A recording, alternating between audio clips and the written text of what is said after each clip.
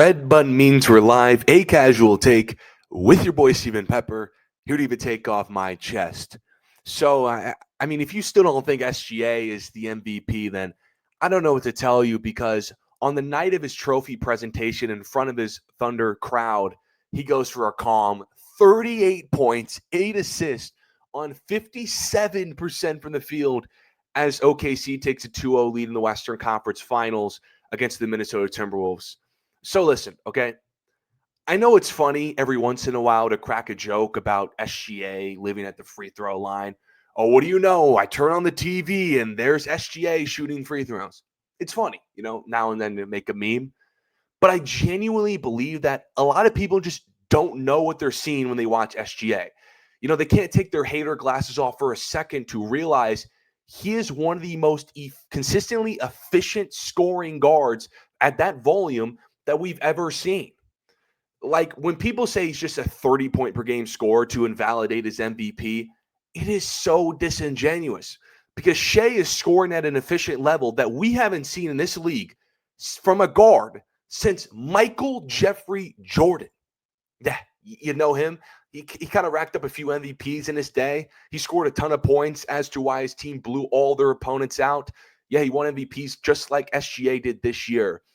But it's so unfortunate because most of NBA Twitter and even some people in the mainstream media who I look up to and respect, who spent this week, instead of praising the greatness of SGA's scoring ability, are instead pushing these negative narratives of flopper, free throw merchant, grifter so hard that the fact that he is on a current streak of 5 straight 30-point playoff games has completely gone under the rug. Like, we need to slow down for a second. That's the most in franchise history, that streak, by the way. The Oklahoma City Thunder, who he plays for. Same team as Kevin Durant and Russell Westbrook at one point. Some of the best scorers of my lifetime. Used to score 30 in their sleep. And yet it's SGA, the mid-range maestro, who's the one who can't stop scoring on this stage. The playoffs, a Game 7, a Western Conference Finals. That's SGA. It's the same very stage that people use to invalidate Joel Embiid's MVP in 2023. A lot of people thought that was Jokic's award. So when they see Joel Embiid fall flat on his face, blowing a 3-2 lead in the semis, still not make a conference final, and Nikola Jokic go all the way and win a finals MVP, they say, hey, that's why Nikola Jokic should have won MVP. We can't do that again. No, you can't do that with SGA. You can't, because in this playoffs, he is proving that he can absolutely get his game off on this stage. And I don't know why people say SGA is just not one of the best watchers in the league, because when this guy gets in that scoring zone, he reaches a euphoria that not many people I've ever seen score the basketball can reach. He's in his control of his own pace. He's so smooth with his footwork. You can't speed him up. Uber efficient.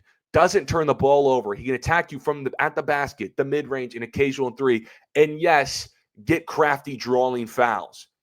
But it's almost an art in a way that when you watch him, shoot that face-up J, it reminds you a lot like Kobe, flashes of Jordan. And it's so funny because the same people who hate on SGA, some of their favorite players are Kobe and Michael Jordan.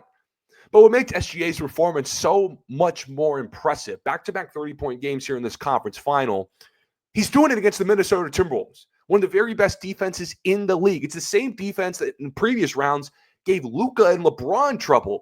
But here's SGA with his primary defender, Jaden McDaniels, maybe the best perimeter defender in basketball. His rim protector is Rudy Gobert, just getting his game off in full control. But, dude, he shot 15 free throw attempts. He's a merchant. I'm telling you, bro. My goodness. Guys, can we just accept that SGA excels at driving to the rim better than almost anyone other than, like, Giannis? And people just can't stop fouling him. Like Jaden McDaniels in the post-game press conference admitted when he shoved SGA, that some people wanted to call a flop, that he was just tired and wanted to foul SGA. Because even McDaniels can't stay in front of him one-on-one because SGA just has all the counters. But free throws aside, that 5-game streak I was just telling you about, 4 of those 5 games, SGA did it on 52% from the field or better. Yeah, that's Michael Jordan. Curry couldn't do stuff like that. Harden, Westbrook, AI, Kobe, all the MVP guards, they couldn't do that. This is what SGA is doing. And it's so, I've never seen this before. His team was an abysmal 9 for 33 from 3, 27% on the night last night, but they still shot 50% from the field. Now, it's in part because J-Dub was also insane last night as well. But SGA was so efficient from 2, the mid-range, getting to the basket, that even when his team shot so bad from 3, and SGA was 1 for 2 from 3, 50%, he's so great from 2 that he still keeps his team above 50% from the field.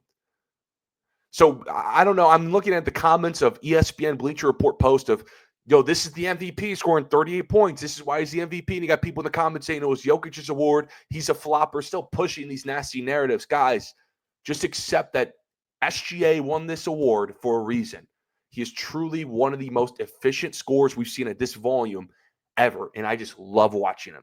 But let me know what you guys think about SGA's performance. I appreciate everyone for tuning in this episode of A Casual Take. Follow my social media, stay updated on all things related to the show. Until next time, see you.